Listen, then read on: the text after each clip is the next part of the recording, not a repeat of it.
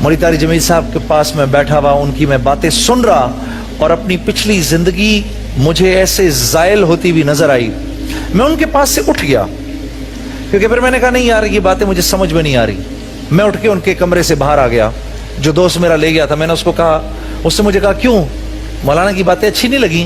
मैंने कहा अच्छी लगी, बस ठीक है सोचूंगा इसके बारे में। एकदम ख्याल आया मुझे, ये तो मेरी मौसीकी के खिलाफ बात हो रही है।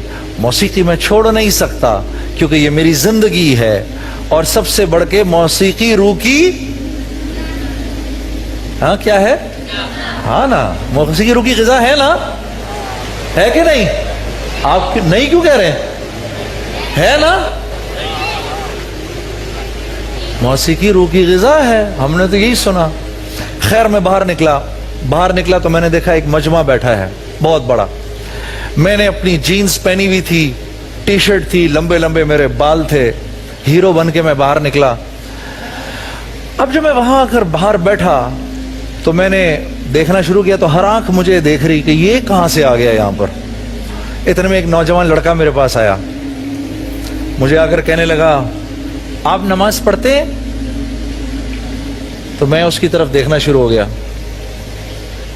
फिर उसने अपने सवाल को दोहराया, मेरा मतलब है बाकायदगी से नमाज पढ़ते हैं? फिर मैं उसको देखता रहा। कहता है अगर नहीं पढ़ते तो पढ़ लिया करें।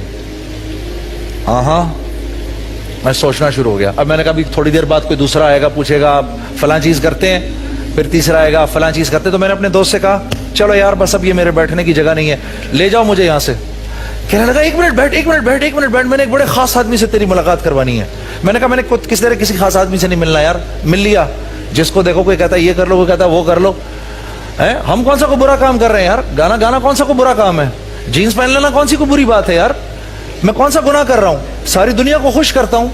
कहता है हाँ यार बात तेरी ठीक है, एक मिनट तो रुक। मैंने कहा नहीं मैं एक सेकंड के लिए नहीं रुकूंगा यहाँ पर। तो उसने ऐसे मेरे आगे हाथ जोड़े, एक मिनट के लिए रुक, सिर्फ एक मिनट के लिए रुक। भागा गया और एक साहब को ले आया, देखने में बड़े बुजुर्ग से, बड़े खूबसूरत से, वो आज दिन तक मेरे बड़े दोस्त हैं। उनका नाम है डॉक्टर बुलंद इकबाल। उनको ले आया और ले जाके एकदम मेरे सामने बिठा दिया। मैंने कहा लो जी, एक मौलवी गया, दूसरा आ गया।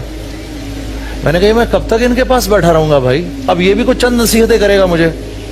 हाँ, अब मेरे अंदर ही अंदर मैं खौल रहा, मेरे कान गर्म हो रहे, और मैं कहा मैं किस तरह उठूं यहां से।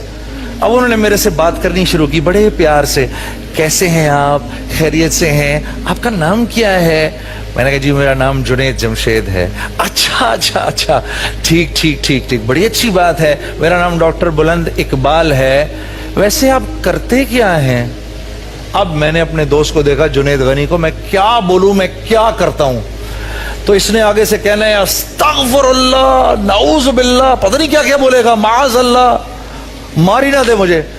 तो मैं जुनैद गनी को देखा और फिर मैंने उनकी तरफ देखना शुरू कर दिया। जुनैद गनी उसको कहता है अरे सर क्या करते हैं आप इसको नहीं पहचानते, ये कौन है?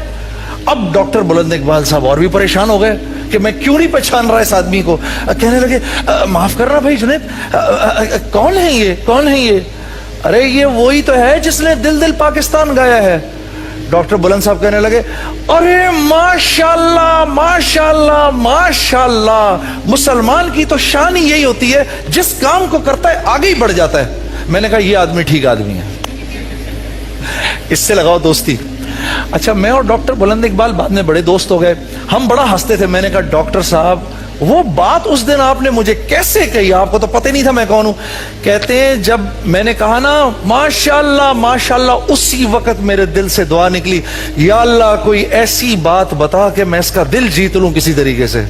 तो अल्लाह ने मेरे दिल में ये डाली कि तू ये बोल के मुसलमान की शान ही यही है, जिस काम को करता है आगे बढ़ जाता है। फिर डॉक्टर साहब कहने लगे जुनैद साहब हम लोगों के जिस्म के डॉक्टर हैं, आप लोगों के दिल के डॉक्टर हैं। बस मैंने उनकी ये बात सुनी। मैंने कहा डॉक्टर साहब मुझे अपना आप दोस्त बना लीजिए।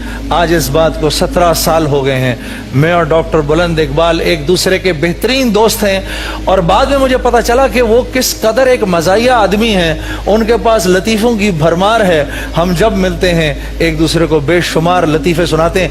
फिर डॉक्टर साहब के और मेरे सामने खाना ला के रखा गया, तो जैसे खाना ला के रखा गया, मैं जैसी प्लेट में हाथ डालने लगा, डॉक्टर साहब ने भी अपना हाथ डाल दिया। मैंने कहा ये कैसा डॉक्टर है, جس پلیٹ میں کھا رہا ہوں اسی پلیٹ میں اس نے بھی ہاتھ ڈال دیا.